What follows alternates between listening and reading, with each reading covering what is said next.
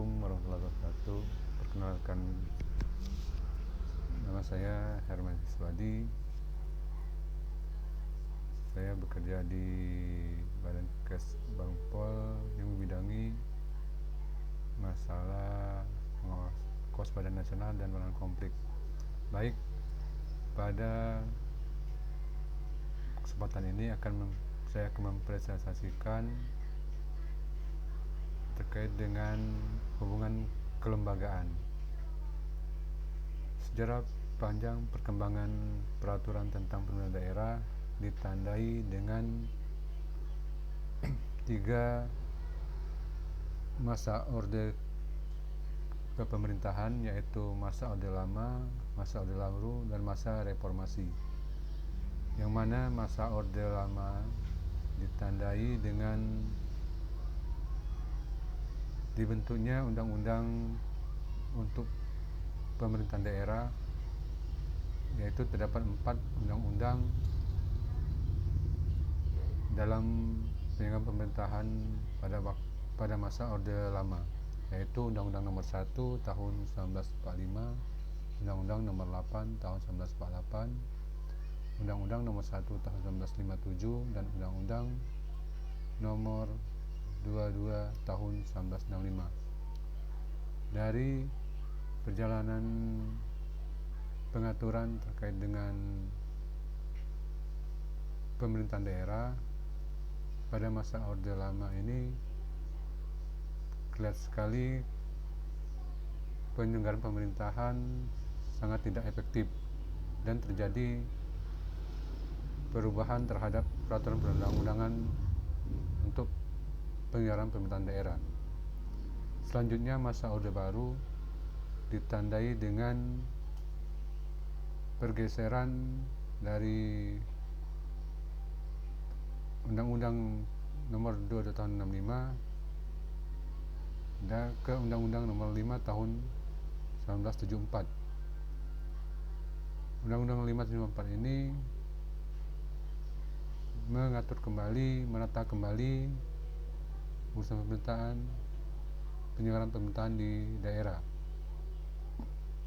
Masa orde baru berlangsung cukup lama, selama 32 tahun. Selama pemerintahan baru telah diatur untuk penyelenggaraan pemerintahan di daerah sampai tingkat kecamatan, yang mana kecamatan merupakan kepala wilayah yang secara efektif juga melakukan pembinaan ke desa yang ada di kecamatannya. Selanjutnya, dari masa orde baru bergeser ke masa reformasi, yang mana dipandang pada masa orde baru terjadi ketidakefektifan dalam penyelenggaraan pemerintahan di daerah. Muncul gagasan untuk merubah Undang-Undang Nomor 5 Tahun 1994 digantikan dengan Undang-Undang Nomor 22 Tahun 1999. Di masa orde baru, di masa reformasi, pada saat berlakunya Undang 22 Tahun 1999, kewenangan yang kentara sekali, kewenangan camat tidak sebagai kepala wilayah lagi, camat sebagai kepala OPD. Jadi dia hanya mempunyai wilayah kerja untuk melaksanakan tugas dalam pelaksanaan pemerintahan. Selanjutnya, dari Undang-Undang 22 Tahun 1999 melakukan perubahan lagi ke Undang-Undang 32 Tahun 2004. Dari Undang-Undang 32 2004 berjalan selang 10 tahun, 1 dekade, Undang-Undang 32 direvisi menjadi Undang-Undang 23 Tahun 2015. Hal ini juga dipandang karena tidak efektifnya penyelenggaraan pemerintahan di daerah. Pada Undang-Undang 23 Tahun 2014, kewenangan bupati, wali kota banyak yang ditarik ke provinsi dan ke kementerian. Hal ini terkait dengan penyelenggaraan pemerintahan di daerah kabupaten kota, banyak kewenangannya yang sudah tidak bisa dilaksanakan lagi karena sudah menjadi kewenangan provinsi dan kementerian. Selanjutnya, hubungan kelembagaan yang ada antara pusat daerah. Di sini mencoba mendefinisikan terkait hubungan kelembagaan, yaitu hubungan adalah kesinambungan interaksi antara dua orang atau lebih yang memudahkan proses pengenalan suatu dengan yang lain. Dan kelembagaan adalah suatu tatanan dan pola hubungan antara anggota masyarakat dan suatu organisasi yang memiliki faktor pembatas dan pengikat berupa norma, aturan formal maupun non-formal untuk mencapai tujuan bersama. Ini menurut Jogo 2003. Berdasarkan definisi kedua teori di atas, coba mendefinisikan terkait hubungan kelembagaan dapat didefinisikan sebagai kesinambungan interaksi dalam suatu tatanan dan pola hubungan antara anggota masyarakat dan suatu organisasi yang memiliki faktor pembatas dan pengikat berupa norma dan aturan untuk mencapai tujuan bersama. Dalam penyelenggaraan pelaksanaan otonomi daerah, tentunya ada asas otonomi yang menjadi prinsip dasar penyelenggaraan pemerintahan daerah. Berdasarkan otonomi daerah, yaitu ada 3 asas: asas desentralisasi, asas dekonsentrasi, dan asas tugas pembantuan. Yang mana asas desentralisasi adalah penyerahan urusan pemerintah oleh pemerintah pusat kepada daerah otonom berdasarkan asas otonomi. Dan asas desentralisasi adalah pelimpahan sebagian urusan pemerintahan yang menjadi kewenangan pemerintah pusat kepada gubernur sebagai wakil pemerintah pusat, kepada instansi vertikal di wilayah tertentu, dan atau kepada gubernur dan bupati atau wali kota sebagai penanggung jawab urusan pemerintahan umum.